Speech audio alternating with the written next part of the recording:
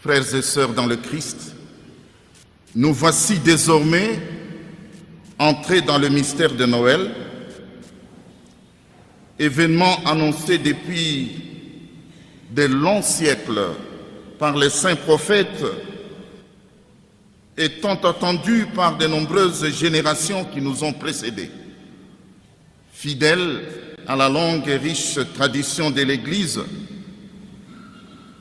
en communion avec les chrétiens du monde entier,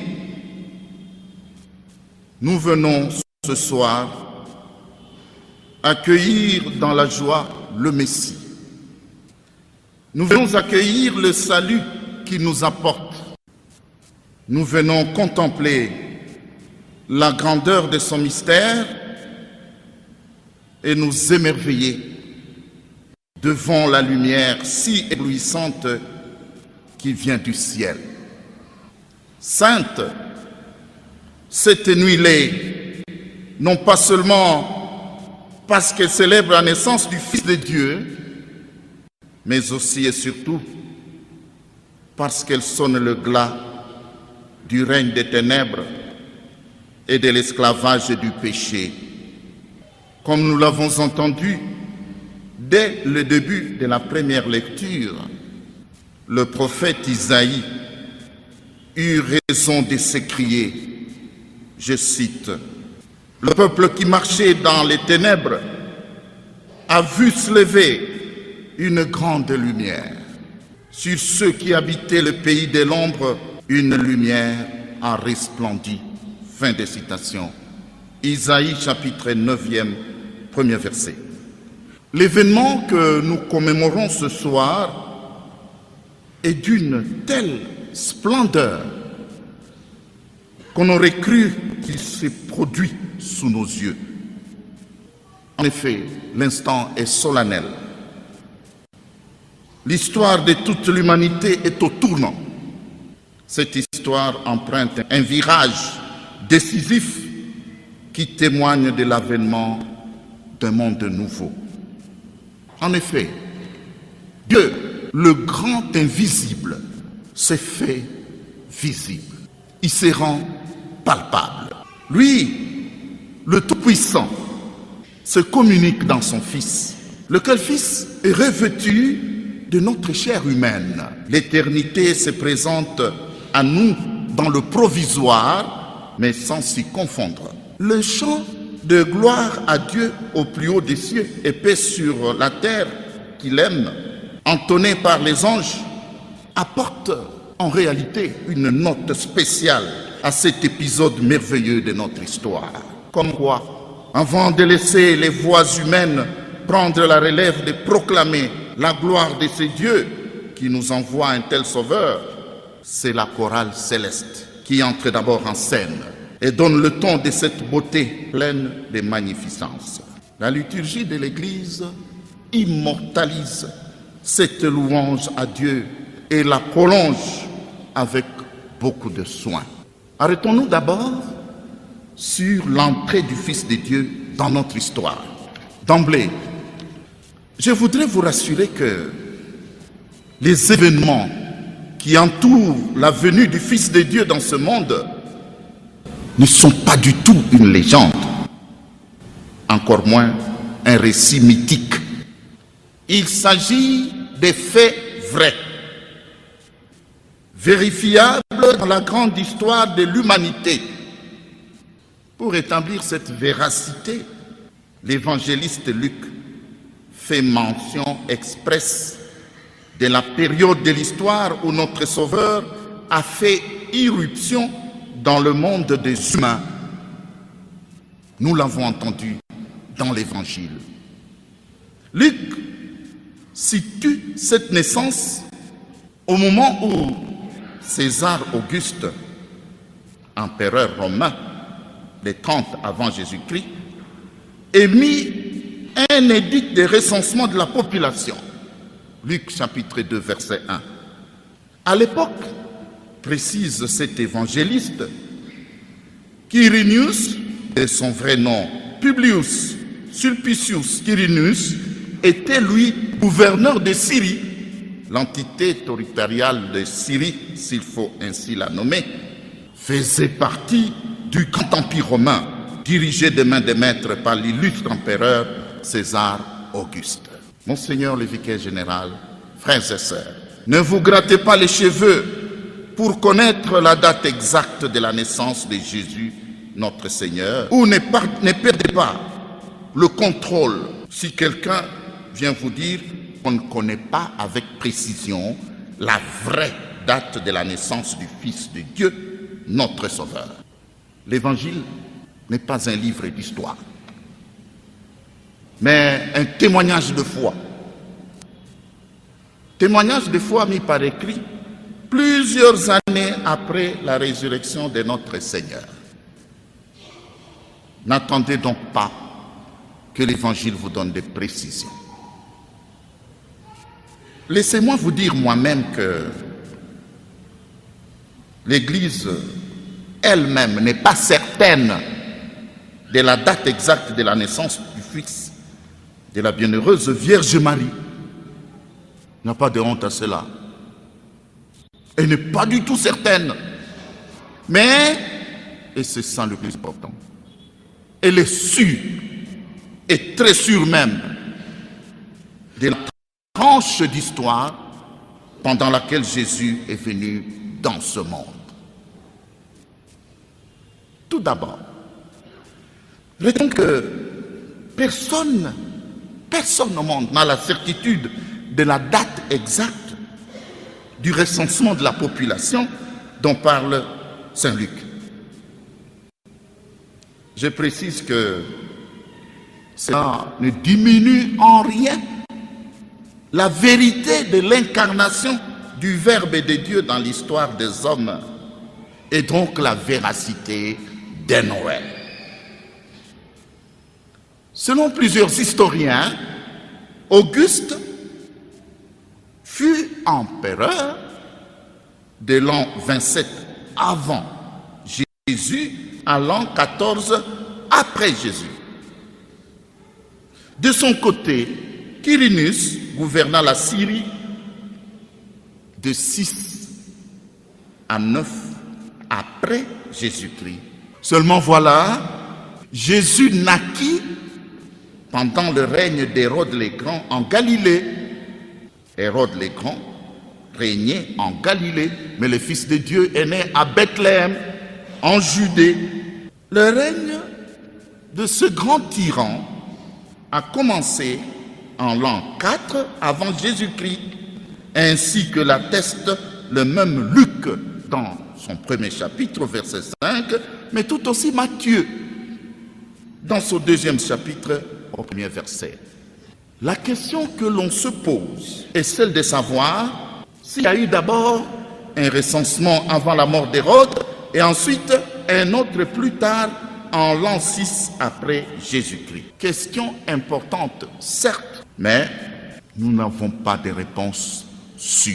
Ensuite, il faut retenir que le calendrier que nous utilisons actuellement est une œuvre d'un certain Dionysius Exiguus, moine de son état.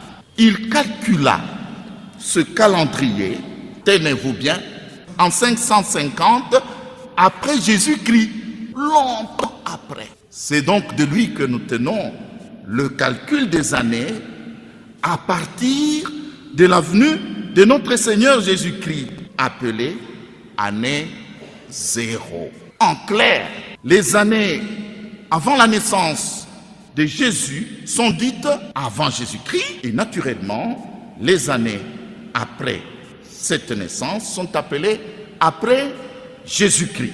Ainsi se présente le calendrier chrétien. Apparemment, en calculant ce nouveau calendrier chrétien, notre moine se serait trompé de 4 années. Alors, Monseigneur le vicaire général, frères et sœurs, ne fulminez donc pas de colère si quelqu'un vous disait que la date de naissance de Jésus fait l'objet de discussions et n'est donc pas connue avec exactitude.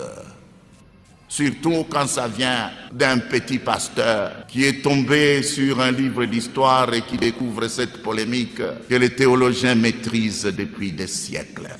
N'en déduisez surtout pas que l'Église catholique vous cache la vérité, assurément, en faisant mention des faits et des personnages qui ont réellement existé quand Jésus est né. L'évangéliste Luc, et ça c'est très important, veut surtout nous enseigner que la naissance de Jésus est un événement inscrit dans notre histoire.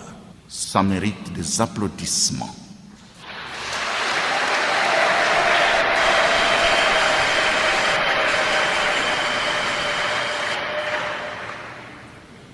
La naissance de Jésus est un événement inscrit dans l'histoire des hommes et des femmes de ce monde.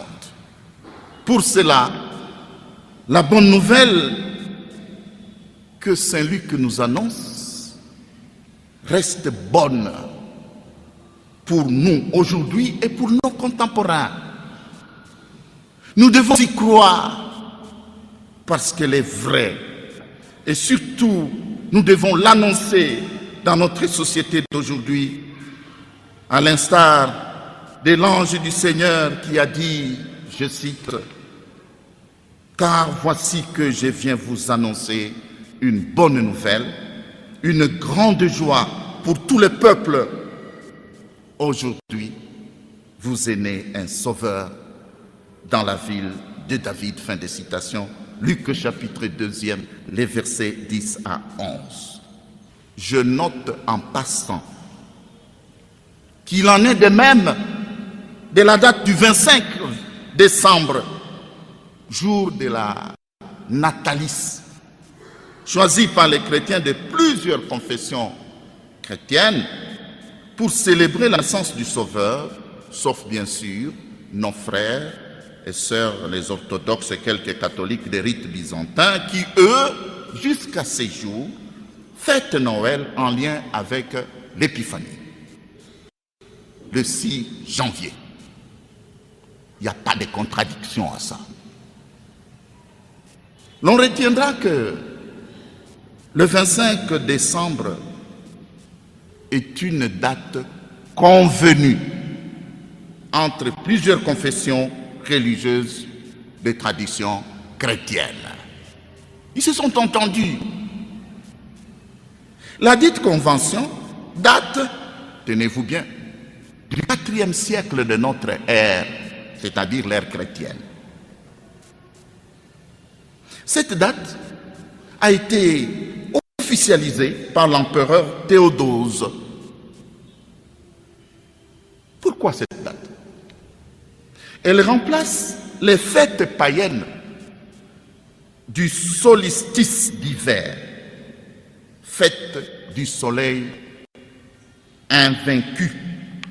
Car dans l'Empire romain, c'est à partir de ce moment de la saison que l'on célébrait depuis très longtemps la renaissance du soleil, pendant que les jours commençaient à devenir plus longs que les nuits, comme présentement. Pour nous chrétiens, en célébrant Noël à cette date, nous voulons affirmer aux yeux du monde entier que Jésus, Verbe fait chair, est le seul soleil levant. Il est l'astre qui illumine le monde entier. Il est la lumière qui triomphe sur les ténèbres. Et d'ailleurs, Jésus lui-même l'a dit dans sa prédication, à savoir, je suis la lumière du monde. Jean chapitre 8, verset 12 et Jean chapitre 9, verset 5. Il nous invite à notre tour à devenir également lumière. Je me suis fait un peu professeur d'histoire pour balayer certaines illusions. Eh bien, quand on vous dit, voilà, le 25, Jésus n'est pas né le 25 décembre, Ça ne me dérange pas. Quand on vous dit, il n'est pas mort à 33 ans, c'était 34, 37 ou... ça ne fait rien, moi. Ça ne devrait pas bousculer votre foi. Splendeur dans la simplicité. Frères et sœurs, je nous invite maintenant à nous émerveiller devant la fresque de la grandeur dans la simplicité de la naissance du Fils de Dieu, que l'évangéliste Luc, encore lui, nous décrit dans un style très captivant. Un texte de l'épître de Saint Paul aux Philippiens, écrit longtemps après la naissance de Jésus-Christ et même longtemps après sa résurrection, illustre bien ce tableau de la naissance splendide de Jésus dans une extrême simplicité. Je cite ce texte. Lui, des conditions divines, ne retint pas jalousement le rang qu'il égalait à Dieu. Mais il s'anéantit lui-même, prenant la condition d'esclave et devenant semblable aux hommes. Fin de citation. Épître aux Philippiens, chapitre 2, les versets 6 à 7a. Lui, Fils de Dieu, par qui tout a été fait, comme nous le professons dans le credo. Lui, roi de l'univers. Lui, issu de la royauté de David, a choisi de naître pendant la tourmente du recensement dans des conditions d'une pauvreté frappante. Lui, à qui tout appartient. Il a manqué de place dans la salle, comme dit Saint Luc au 2e chapitre de son évangile, le verset 20. Le palais royal qu'il s'est choisi pour naître n'est autre qu'une étable, un hangar réservé aux animaux. Vous avez une représentation devant vous, à la crèche. Pas de couche, pas de chauffage, pas de confort d'une maternité ordinaire, pas de biberon non plus, mais le strict minimum. Cette simplicité désarmante démontre à quel point Jésus s'est vraiment abaissé pour nous donner le salut. Salut que nous ne méritons certainement pas. En termes d'éthique, les théologiens parlent de la kénose. Retenez ce mot et oubliez-le aussitôt après. Ce n'est pas nécessaire.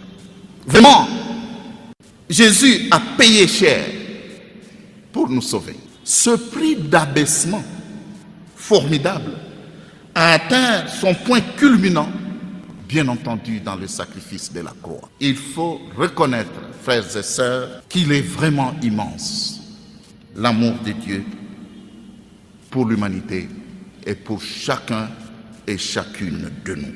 En outre, dans la même logique d'abaissement, son premier fan club, il est constitué de bergers, des gens moins considérés dans la société, des exclus, les genres d'hommes qui sentent la bête, des individus qui ne connaissent pas la bonne odeur des grandes marques de parfums derrière lesquelles nous courons tous.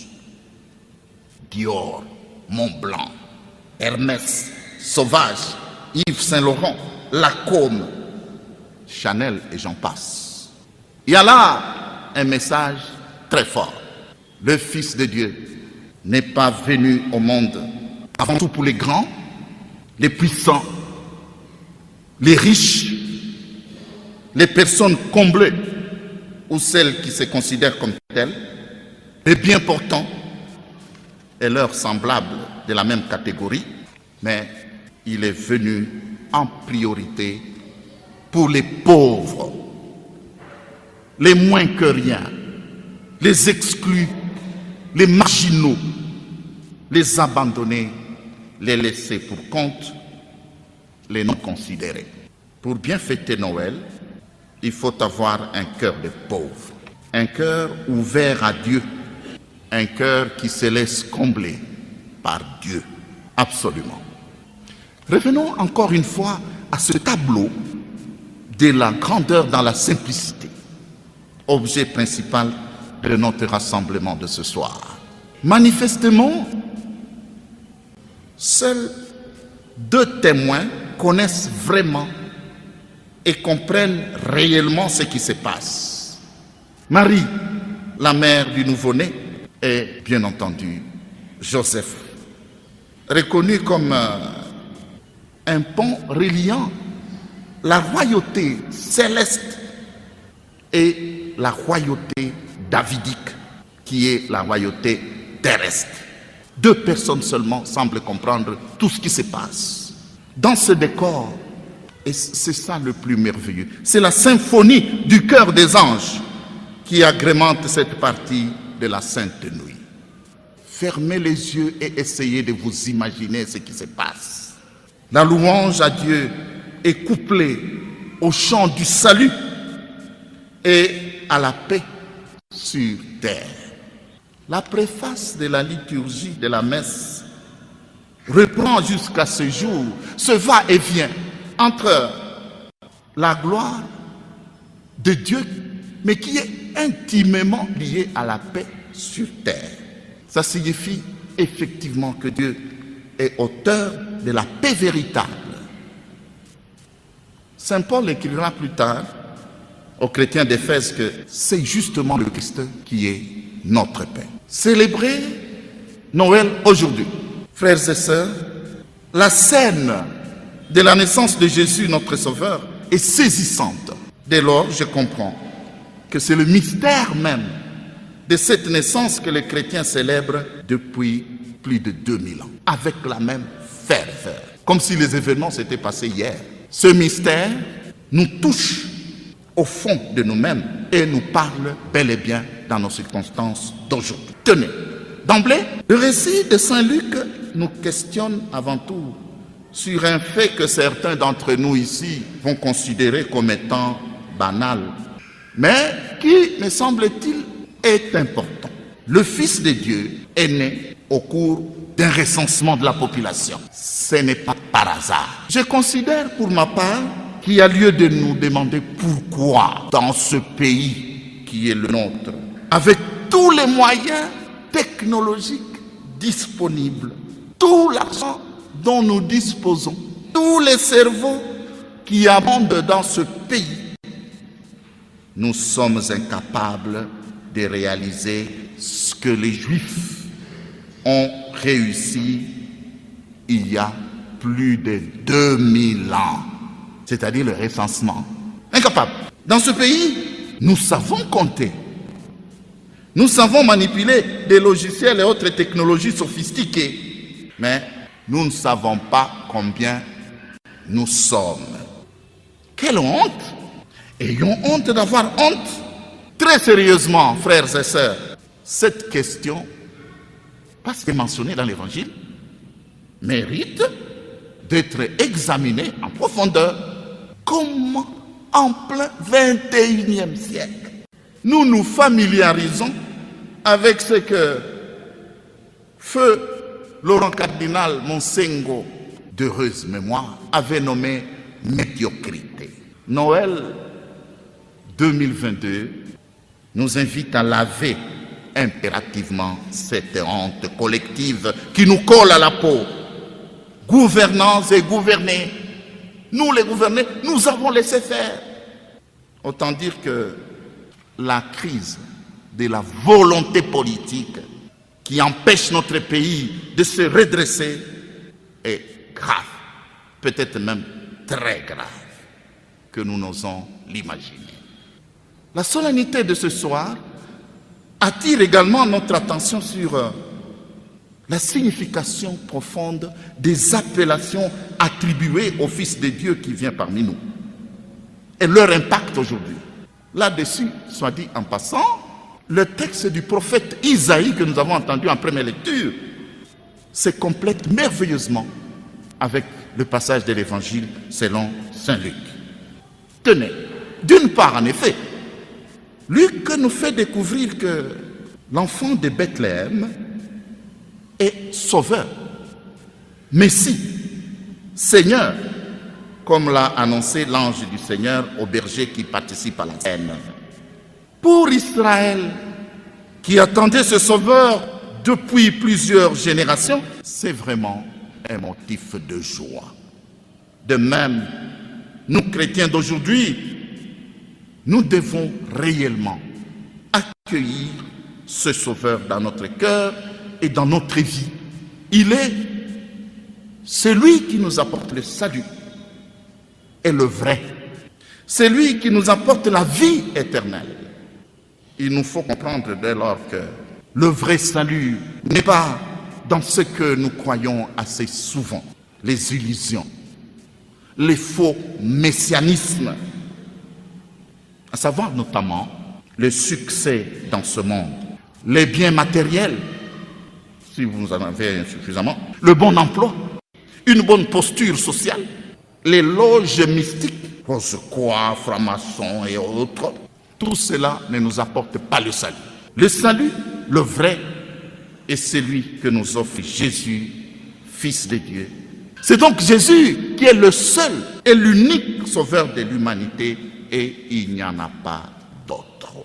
D'autre part, frères et sœurs, les appellations que le prophète Isaïe colle à l'enfant dont la naissance avait été annoncée à une époque bien reculée ne doivent pas nous laisser indifférents.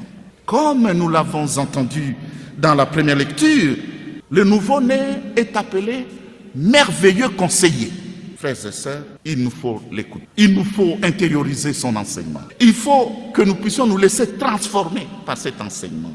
Et face au message qui vient annoncer au monde aujourd'hui, il est inutile de faire la sourde oreille ou les faux semblants. La parole qu'il prononce, qu'il proclame, c'est une parole de vie et nous devons en vivre.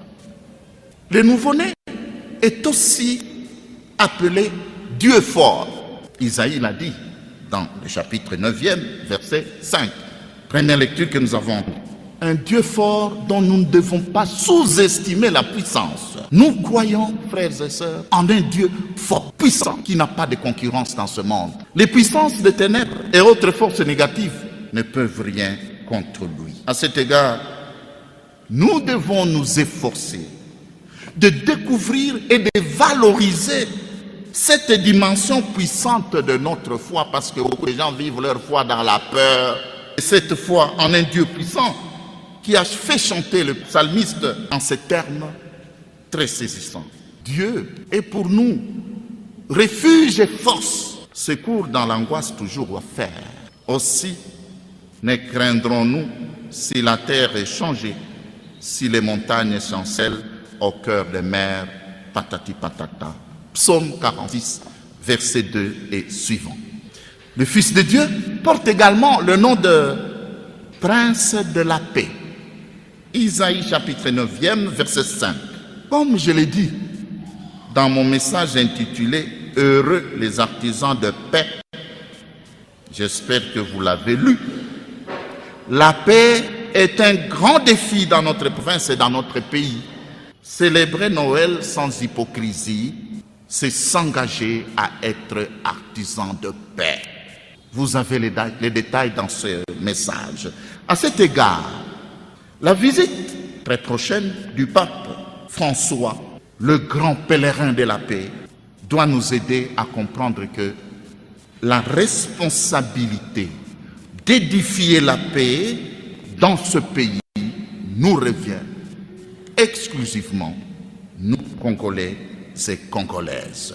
Pour cela, nous devons éviter de jouer avec le feu, d'entretenir des querelles inutiles sur la base ethnique, l'exclusion des autres aux élections, les calomnies de bas étage, l'expansion de la haine, etc. Vous voulez en avoir une preuve? Plongez-vous dans les réseaux sociaux, vous allez trouver toutes ces ordures. Par ailleurs, dans le même texte, le prophète Isaïe avait annoncé bien avant que le royaume que le Fils de Dieu vient instaurer, je cite, sera solidement établi sur le droit et la justice dès maintenant et toujours. Fin de citation. Isaïe chapitre 9e, verset 6. Or, frères et sœurs, ne nous voilons pas le visage. La notion de droit et celle de la justice sont terriblement malmenées dans notre pays. Le droit tend à ne plus être dit, dans nos cours et tribunaux, le droit est victime de violations à tous les niveaux. La justice, quant à elle, dont on sait qu'elle élève une nation, Proverbe, chapitre 14e, verset 34, est mise, elle aussi, à dure épreuve. Elle est manipulée, instrumentalisée, bafouée, minée par la corruption, voire politisée, et ce, au profit de l'arbitraire, du clientélisme et des pressions politiques. Qu'est-ce que nous allons avec tout ça? De toute évidence, cela met la nation en danger. Je dénonce ce jeu terrible et dangereux dont nous sommes témoins, surtout ici au Katanga. Qui se moque du droit et de la justice doit savoir qu'il se moque de Dieu et de son peuple. Monseigneur le vicaire général, frères et sœurs, que le Fils de Dieu, né dans la simplicité, chasse les ténèbres qui enveloppent nos cœurs et nous accorde le salut éternel. Joyeux Noël.